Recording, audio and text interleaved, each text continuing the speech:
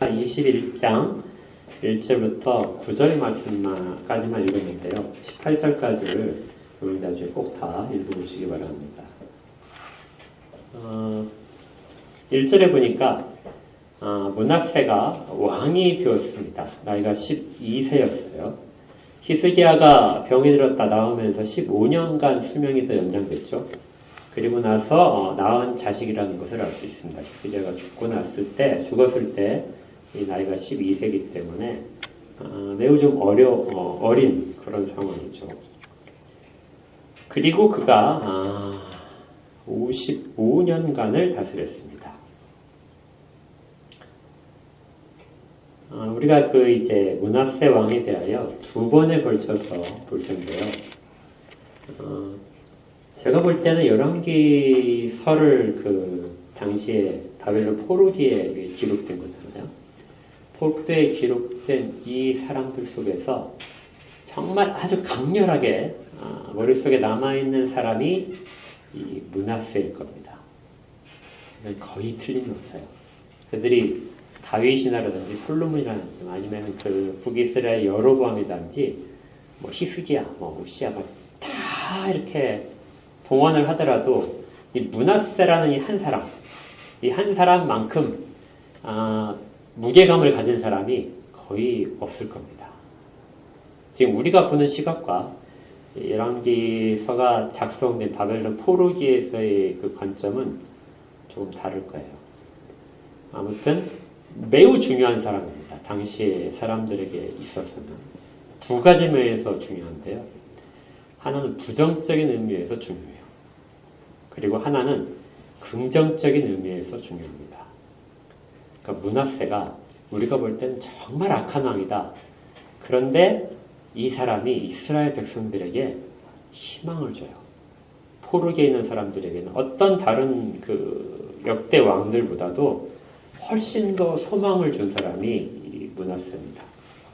이걸 한꺼번에 다 설명을 해야 될 텐데 시간 관계상 오늘은 부정적인 의미만 므낫세의 부정적인 의미만 보고 다음번에 므낫세의 긍정적인 의미를 살펴보겠습니다. 그게 얼마나 양 측면에서 중요한지를 볼 거예요.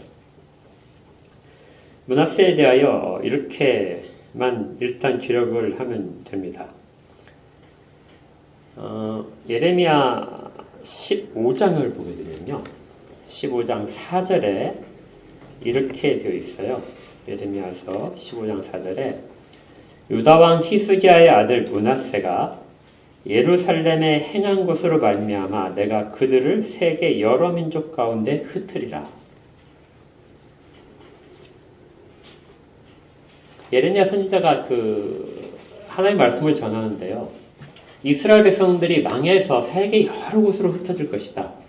그런데 그게 무엇 때문에 너희들이 그런 하나님의 진노 가운데서 처하게 됐냐 했을 때 므낫세가 예루살렘에서 행한 것들로 인하여 너희들이 그렇게 다 나라를 잃고 빼앗기고 흩어질 것이라는 거죠.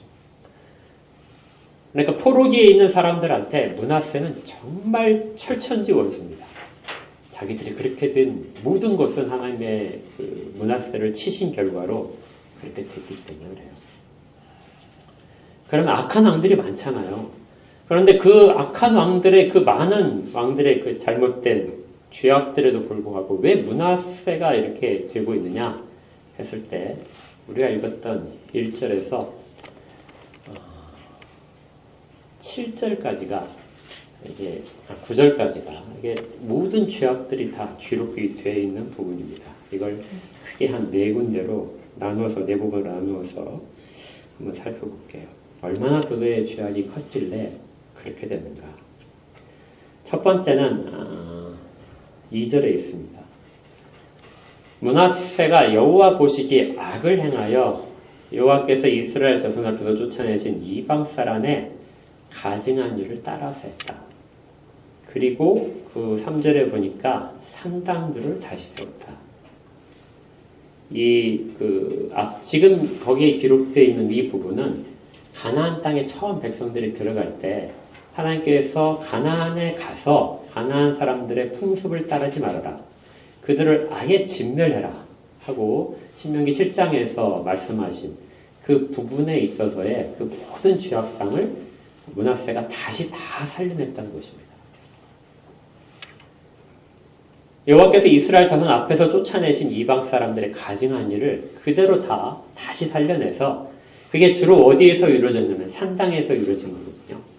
산당을 다시 다 세웠습니다. 히스기야가 그 다 없앴다고 했었죠. 근데 그것을 다시 다 세워서 가나안의 그 민족 신들을 전부 다 부활시킨 것이에요. 그리고 그것들을 백성들이 섬길 수 있도록 그렇게 했습니다. 심지어 자기가 산당에서 제사를 드리는 그런 일도 했었어요. 두 번째는 3절에 있는데요. 이스라엘 왕 아합의 행위를 따라서 바알을 위하여 제단을 쌓으며 아세라 목상을 만들었다. 북이스라엘이 가장 그 우상 숭배가 철저하게 있었던 곳이 아합의 시대잖아요. 아합 때 원래 있던 바알 숭배와 함께 바알 숭배를 조금 더 한 차원 업그레이드를 시켰습니다. 그 이전에 그 가나안 원래 있던 그 바알 신을 섬기는 그러한 그 민속 종교를 좀 더 큰 규모로 발전시킨 것이 아합 왕이에요. 그리고 이세벨을 통하여 이제 아세라를 들여왔죠. 근데 원래 아세라도 그 땅에 그 섬기던 여신이었습니다. 근데 그것을 이제 궁정으로 들여와서 국가적으로 섬기는 곳으로 만들어버린 거예요. 이것을 보게 되면 제일 처음에 어떤 그 우상숭배를 했냐면 가나안 땅에 섬기던 그것을 다 부활시켰죠. 두 번째는 북이스라엘이 망해버린 그 원인이 되는 아합 왕의 우상숭배 바알과 아세라를 섬기는 것을 전부 다 했습니다. 이것만으로도 충분히 악하죠.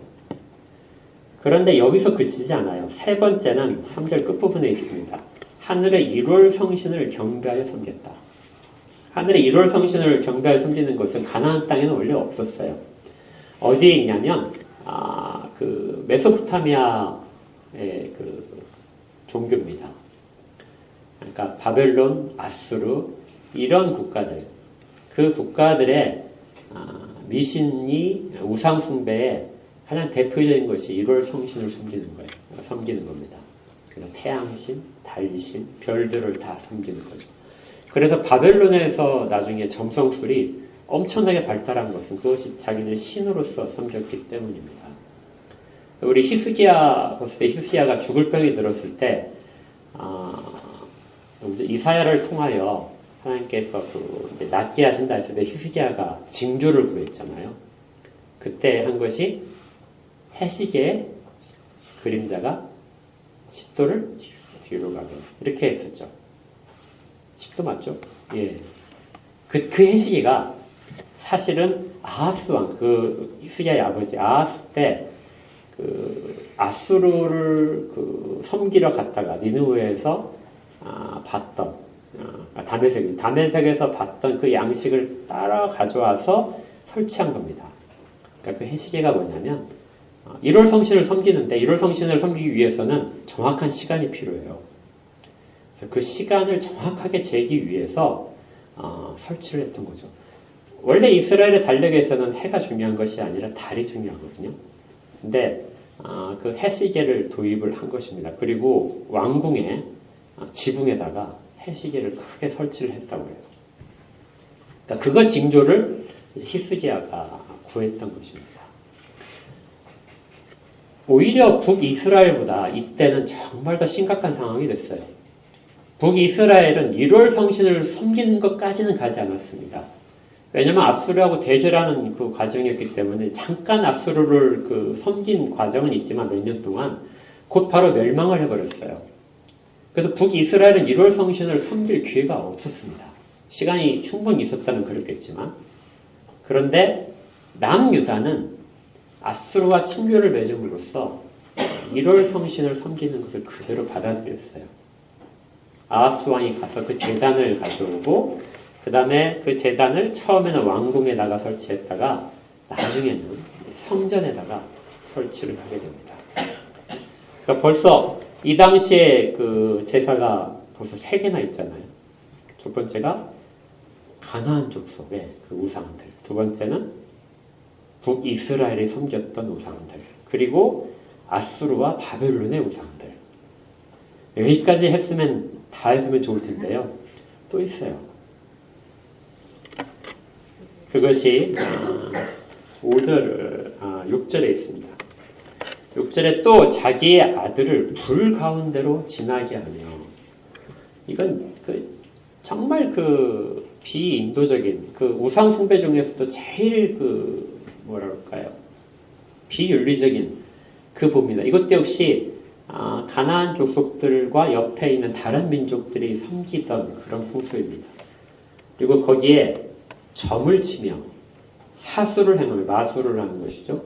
신접한 자와 귀신을 불러들이는 자들입니다. 그리고 박수를 신임했다. 이런 것은 사실 사울왕 때 이 신접한 자와 박수를 다 죽였었거든요. 그런데 사울왕이 나중에 이들을 다시 다 찾아갔던 장면을 기억하실 겁니다. 그 당시보다, 그러니까 사울왕보다 훨씬 더 우상 숭배에 진보를 한 거예요. 귀신을 섬기고 점치고. 그러니까 이전에 가나안 신을 섬기는 것보다도 이때는 정말 더 심각해진 겁니다. 그리고 그들을 신임했다, 이 말은 국가의 중요한 위치에 세운 거예요. 그러니까 점을 치는 자들을 통하여 국가가 통치가 되는 거죠. 그러니까 얼마나 당시에 정말 한 구석 남길 거 없이 전부 다 철저하게 이렇게 만들어졌습니다. 그리고 나서 이것만으로도 부족해요. 그 우상 숭배를 어디서 했냐면 4절로 가니까요. 성전에서 했습니다. 성전에서 여호와의 성전에 그 제단들을 다 세운 거예요. 바알 제단, 아세라 제단, 일월성신 제단,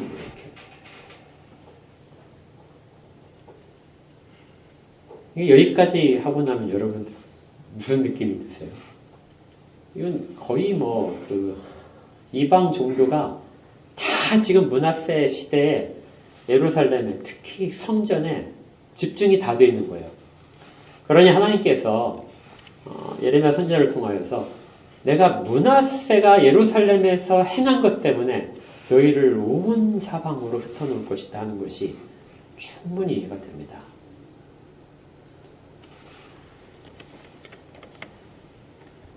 이만큼 아주 철저하게 죄악으로 가득 찬 시대가 됐습니다. 그런데 이것이 또 아니에요. 이것만 했으면 더 좋은데요. 심각한 것이 하나가 더 있습니다. 16절을 가시면요.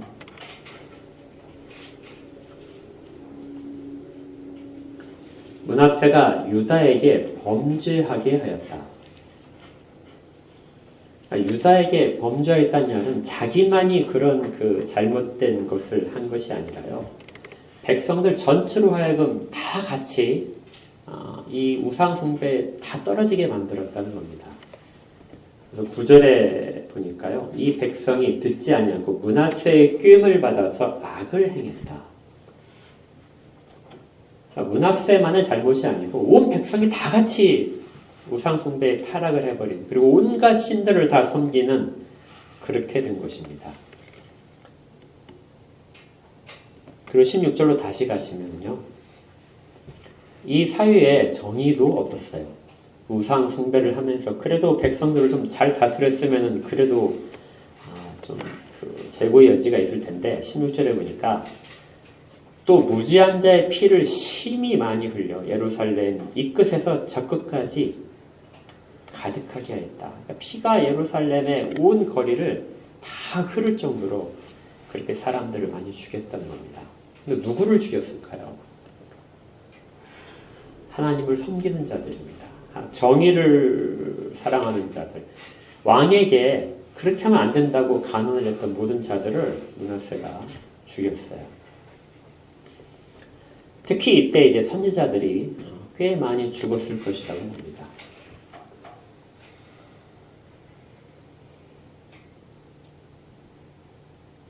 정말 심할 정도로 해서요. 이 므낫세 시대에 하나님이 선지자를 꽤 많이 보내셨던 것 같아요. 이 정도로 죄악이 이렇게 관영하게 되면 하나님께서 선지자를 안 보내실 수가 없어요.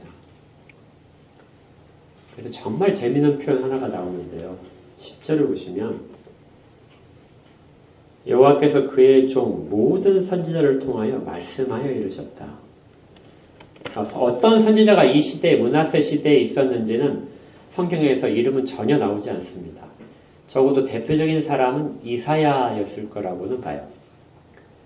그런데 이사야조차도 이름이 나오지 않아요. 그냥 모든 선지자를 보내셨다 이렇게 되니까요. 엄청나게 많은 숫자를 보내셨다는 것이고 므낫세는 그 사람들이 말을 하면 바로 다 죽인 겁니다. 그래서 그 전승에 따르면은 이사야를 므낫세가 계속해서 충고를 하자 므낫세를 톱으로 잘라서 죽였습니다. 그래서 히브리서 11장에 보게 되면 그 핍박을 받아서 죽었던 그 믿음을 지키다가 죽었던 사람들의 이야기가 쭉 나오는데요. 그때 돌에 맞아 죽은 사람 이야기. 돌에 맞아 죽은 사람은 그 스가랴입니다. 스가랴 선지자에 대한 이야기. 그 다음에 톱에 켜서 죽었다. 이때 이 사람이 이제 이사야로 인부입니다. 그리고 돌에 맞아 죽었다. 그러니까 수많은 선지자들이 그렇게 희생당한 그 시기였던 것이죠. 얼마나 많았는지 이름조차도 기록하지 않을 정도로 그렇게 피가 그렇게 예루살렘을 전체를 덮었던 것입니다. 그러니 어떻게 멸망하지 않을 수가 있겠어요? 이것이 가장 큰 부정적인 이유입니다. 그래서 예레미야 15장에서 아까 읽었던 그 바로 뒷부분에 이렇게 하나님께서 말씀하세요. 예루살렘아 너를 불쌍히 여길 자 누구며 너를 위해 울 자가 누구며 돌이켜 내 평안을 물을 자가 누가 있느냐. 그 정도로 죄악을 그렇게 나타냈다면 누가 너를 위하여 울어줄 수 있겠느냐. 누가 너한테 평안하라고 말을 하겠느냐. 원래 이름 자체가 평화의 도시인데요. 누가 너에게 평안이 있을 것이라고 말을 해줄 수 있겠느냐. 누가 너희를 대신해서 하나님 앞에 이들을 불쌍히 여기라고 말을 할 자가 있겠느냐. 이렇게 되는 거죠. 얼마나 그 열왕기서 기자가 이것을 쭉 기록을 하다가 마음이 정말 아팠던 것 같아요. 그래서 2절에 처음에 시작할 때는 므낫세가 여호와 보시기에 악을 행하여 그렇게 해서 가증한 일을 행했다 이렇게 시작을 했는데요.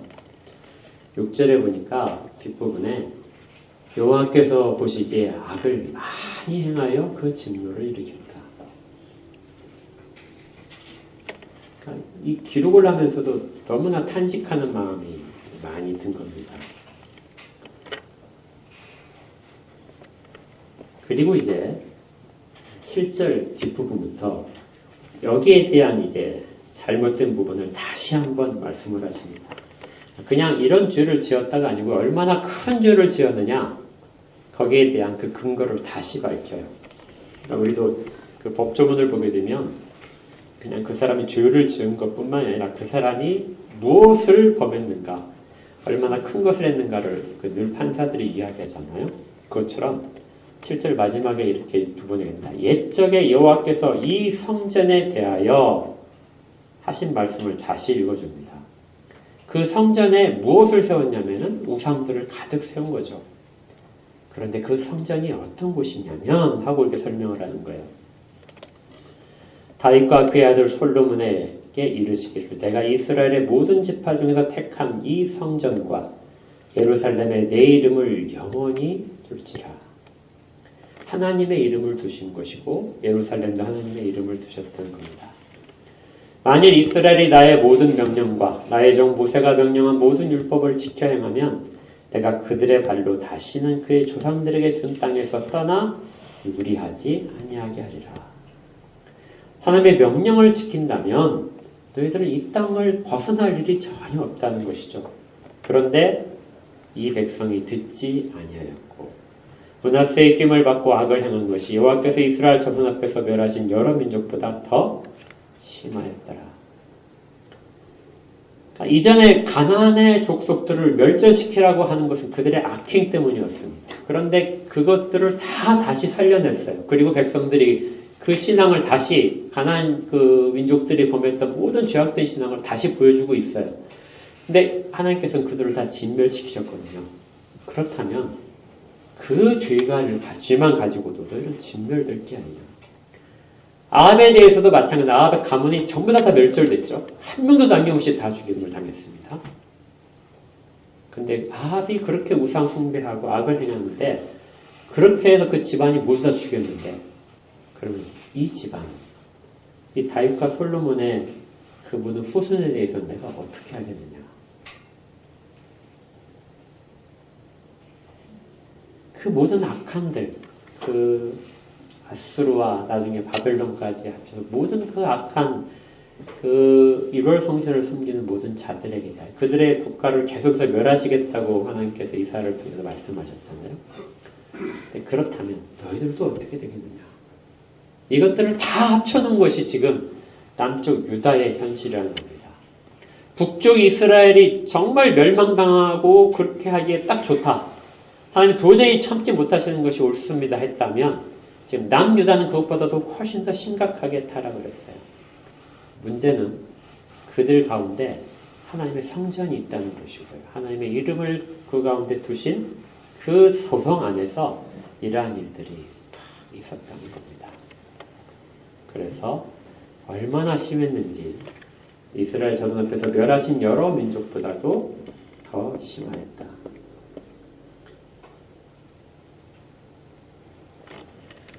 12절에 반복해서 하나님께서 선지자를 통하여 말씀하신 경고였습니다. 그러므로 이스라엘 하나님 여호와가 말하노니 내가 이제 예루살렘과 유다에 재앙을 내리니 듣는 자마다 두 귀가 울릴 것이다.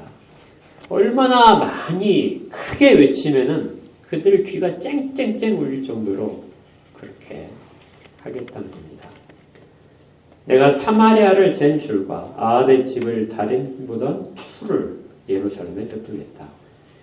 사마리아를 심판했던 그 똑같은 기준과 아합의 집안을 심판했던 똑같은 기준을 예루살렘에서 다 그대로 베풀겠다. 그 자를 가지고 동일하게 심판을 하겠다는 겁니다. 또 사람이 그릇을 씻어버린 같이 예루살렘을 씻어버리겠다. 흔적도 남기지 않겠다고 하는 것이죠. 내가 나의 기업에서 남은 자들을 버려서 그들의 원수의 손에 넘길 것이다. 그러면 그들은 그 모든 원수들에 끌려가서 노략거리와 겁탈거리가 될 것이다.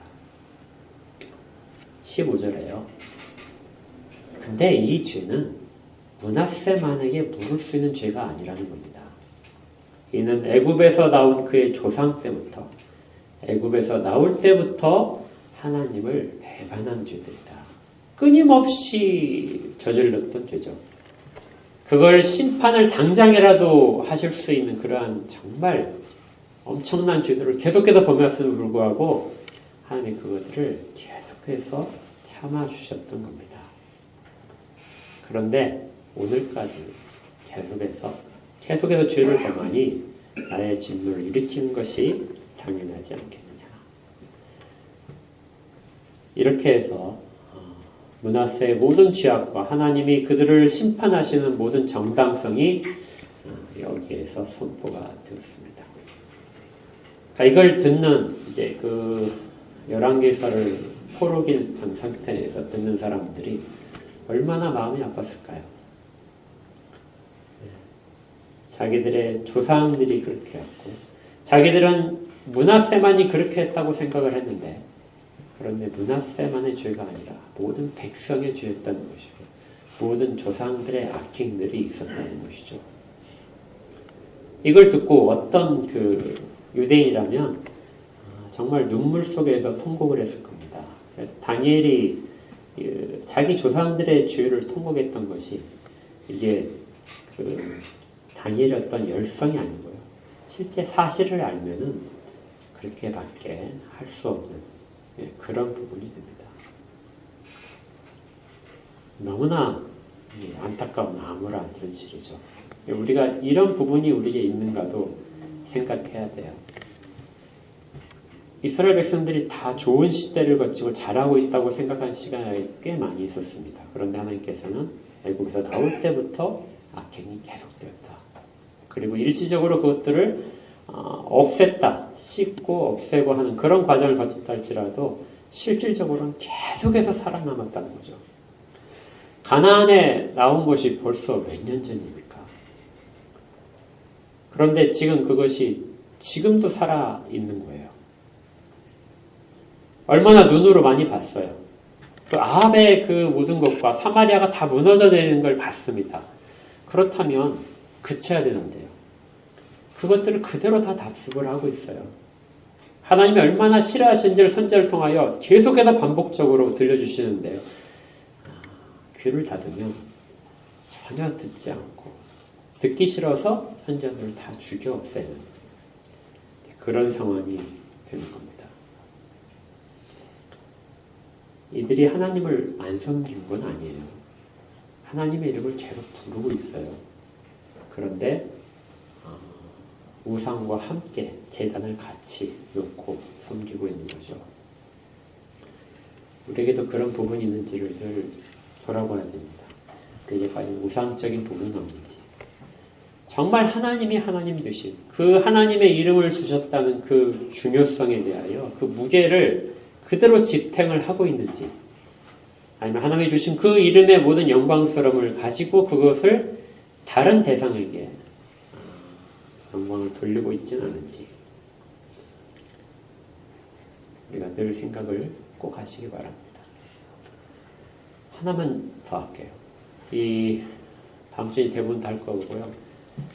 여기서 이제 질문 하나를 할 수 있습니다. 아주 심각한 질문은 아니고요. 그의 므낫세 아버지가 누구죠? 히스기야잖아요. 우리가 히스기야는 얼마나 그 신앙적으로 뛰어난 사람이었습니까?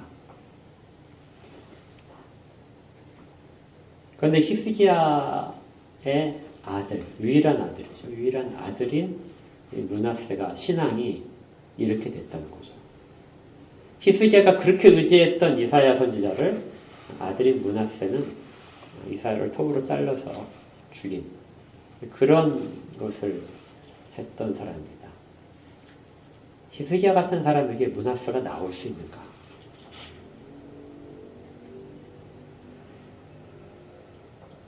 이 하나님 말씀하신 하나님을 잘 섬기면은 복이 천대까지 간다고 했는데 그 천대까지 가는 복에 이 므낫세가 이 히스기야와 므낫세의 관계는 전혀 다른 것처럼 보여요.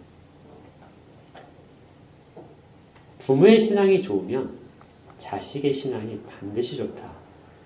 이건 아닙니다. 이건 여러분들 꼭 기억하셔야 돼요. 그래서 좀 편견을 가진 잘못된 오해를 하시는 분들은 자식의 신앙이 엉망이거든요. 그러면은 뭐라고 하냐면 부모가 신앙이 어떤가 하고 부모의 신앙을 의심하는 경우가 있습니다. 이게 뭐 아주 근거가 없지는 않을 거예요. 부모로부터 봤으면은 자식도 그런 신앙을 모습을 어느 정도 물려받을 겁니다. 우리가 흔히 그러잖아요. 자식은 부모의 뒷모습을 보고 배운다. 앞에서 쭉 이야기하는 것보다 실제 삶으로 어떻게 살아가는 것을 배운다. 그래서 그걸 보고 자식의 신앙이 하나님에 대한 신앙을 이렇게 성숙시킬 수 있다. 이렇게 이야기를 하는데 므낫세처럼 이렇게 하는 걸 보면 히스기야가 과연 그러면 잘못 가르쳤는가? 근데 그럴 가능성이 있어요. 우리가 지난주까지 쭉 살펴봤지만 지난주가 아니죠. 그 전주까지 살펴봤죠. 히스기야의 신앙이 우리가 생각한 만큼 아주 뛰어난 신앙이 아니었던 것을 볼 수 있습니다. 그리고 학자들이 좀 그런 평가를 많이 하는데 히스기야가 므낫세에 대하여 신앙적인 바른 가르침을 전하지 못했다는 것에 많이 동의를 해요. 하나밖에 없는 자식. 그리고 자기가 수명을 연장받아서 유일하게 다윗 왕가를 이어갈 자식입니다. 그러면 아주 엄하게 키워서 그 다윗 언약을 그대로 잘 전해주어서 히스기야가 했던 종교개혁을 그대로 따르게 하는 그런 방법도 있었을 텐데, 그런데 아마도 그에게 어떤 그 적절한 그런 것들을 행하지 않았던 것이 아닌가, 이런 이제 추측을 많이 합니다. 그리고 히스기야에게 책임을 돌리는 그런 이제 부분이 있는데요. 근데 그것보다도 히스기야가 아무리 노력했다 할지라도 므낫세 자체의 그 부패한 악한 본성들, 이것이 그대로 작용했을 것이라고 보는 것이 조금 더 많습니다. 부모가 열심히 해도 자녀를 구원할 수는 없어요. 부모가 언약 가운데 있으면 자식은 언약의 자손으로서 인정받을 수 있습니다. 그러나 언약의 자손에 들어왔다고 해서 구원받은 자는 되지 못해요. 부모의 역할은 일정한 한도밖에 되지 않습니다. 그러니까 이 므낫세를 통하여 이스라엘의 남유다의 멸망, 이스라엘 민족 전체의 멸망이 하나님께서 대신 늦추고 계실 뿐이지 시간상으로 이제 급격하게 찾아온 것을 볼 수 있습니다. 그러니까 혹시라도 여러분의 자녀들의 신앙이 별로 좋지 않다, 그러면 너무 실망하지 마십시오. 여러분들이 최선을 다해도 안 되는 것은 안 되는 것이 분명히 있어요. 그러나 포기하지 마시고 꼭 기도하십시오. 예. 기도를 잊으면 안 되겠죠. 그래서 우리가 하는 기도가 하나님의 그 계획을 변경시킬 수는 없어요. 그러나 기도는 하나님의 계획 속에 있습니다. 무슨 말인지 이해하시겠죠? 우리가 기도를 열심히 해서 하나님의 계획을 바꿀 수는 없어요. 하나님은 하나님의 섭리대로, 하나님의 뜻대로 그냥 행하십니다. 그런데 그 행하심 속에 내 기도가 있다는 것을 기억하셔야 돼요. 내 기도를 하게 만드시고 그 기도를 들으시면서 하나님의 뜻을 이루어 가시는 것이 하나님의 뜻하심이라는 것을 꼭 아시기 바랍니다.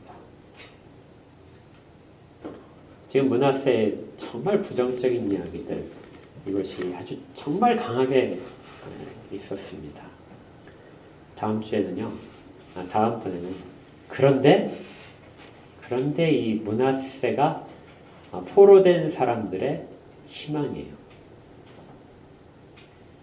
정말 희망입니다. 그들이 다른 데에서 얻을 수 있는 위로보다 므낫세에서 얻는 위로가 훨씬 커요. 그냥 계속 할까요? 네, 기도를 해야 되는데 그냥 끝까지 가지고 그냥 어차피 너무 찝찝해. 여기서 어떻게 하는 거야. 예, 긍정적으로 이제 보겠습니다. 근데 열왕기에서는 그게 나타나지 않는데요, 역대기에 기록이 되어 있어요. 역대기를 한번 살펴보겠습니다. 역대하 33장입니다.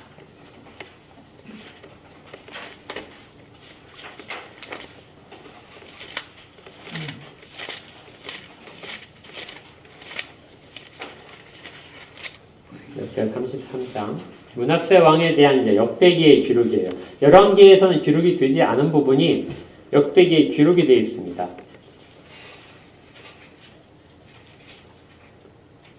10절을 보시면 이렇게 되어 있어요. 그 앞에는 그 모든 그 죄악된 부분들에 대한 이야기가 거기 다 기록이 되어 있어요. 똑같이요. 그런데 10절에 보니까 여호와께서 므낫세와 그의 백성에게 이르셨으나 그들이 듣지 아니하였다. 므낫세 백성들이 듣지 않았죠. 그래서 11절에 여호와께서 아수르 왕의 군대 지휘관들이 와서 치게 하셨다. 그들이 므낫세를 사로잡고 쇠사슬로 결박하여 바벨론으로 끌고 갔다. 그러니까 므낫세를 아수르가 군대가 와서 치고 그리고 그를 끌고 갔습니다. 그러니까 므낫세가 통치를 55년간 했다고 그랬죠. 그 55년간 므낫세가 온통 모든 악한 일들을 다 했느냐? 그게 아니고요. 하나님께서 그를 치셔가지고 아수르 군대로 하여금 끌고 가게 만들었습니다. 어디로 갔냐면 바벨론으로 끌고 갔어요. 바벨론이 당시에 그 아수르의 한 그 통치받고 있는, 지배받고 있는 한 조그마한 도시국가잖아요. 그러니까 거기로 끌고 가서, 거기에 아마 아수르 왕의 그 별궁이 있었던 것 같아요. 거기로 가서 감옥에 가두었습니다. 근데 이 므낫세가 12절에 그가 환난을 당하여 그의 하나님 여호와께 간구를 합니다. 그 바벨론 그곳에서 므낫세가 간구를 해요. 그 이전에 모든 악행들을 저질른데 거기서 간구를 합니다. 그리고 그의 조상의 하나님 앞에 크게 겸손하여 기도하였습니다. 그랬더니 하나님의 그의 기도를 받으셨어요.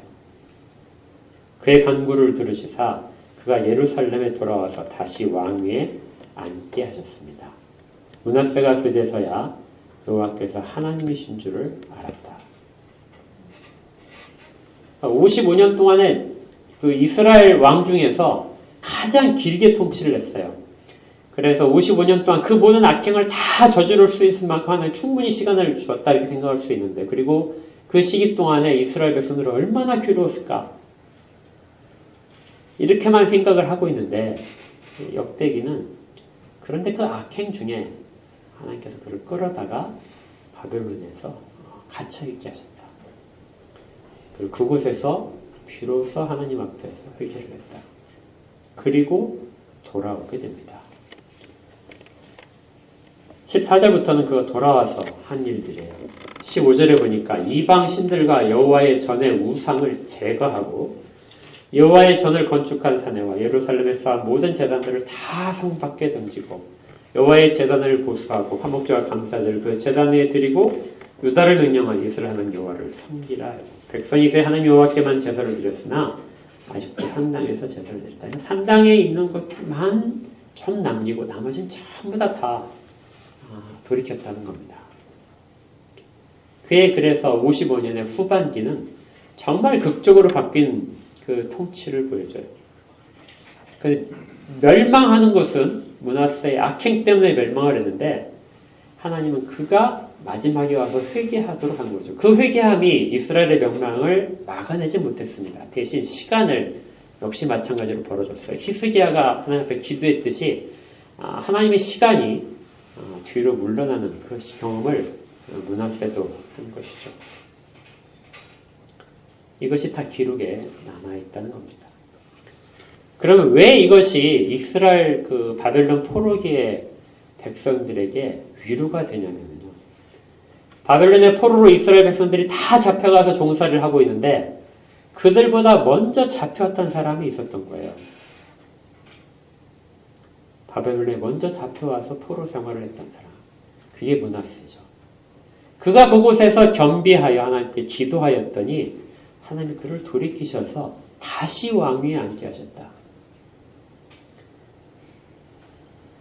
그렇다면 바벨론 포로기에 있는 사람들에게 던지는 메시지는 정말 명확합니다. 모든 악행 때문에 다 망한 그 순간에 바벨론까지 끌려갔다 할지라도 바벨론에서 회개를 한다면 하나님이 정말 우리의 하나님이시고 나의 하나님이라는 것을 고백할 수 있다면 하나님은 그들의 모든 영광의 자리를 다시 회복시킬 거라는 것이죠. 이것이 선지자들이 계속해서 선포했던 이스라엘의 회복이었습니다. 근데 그것은 그냥 말이 아니라 실제 역사상에서 그 앞에 이미 본보기를 하나님께서 보이셨던 것이죠. 그래서 므낫세가 두 가지 의미에서 이스라엘 백성들에게, 특히 바벨론 포로기에 있던 백성들에게는 정말 중요한 인물이었던 겁니다. 부정적인 의미에서 왜 멸망했는가? 우리는 다시는 그런 죄를 범하지 않아야 되겠다.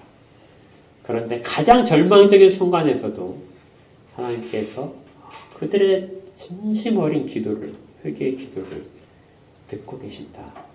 그러면 하나님은 그곳에서도 너희들을 다시 처음의 상태로 되돌릴 만한 하나님, 그런 하나님이시다. 이걸 알려주는 거죠.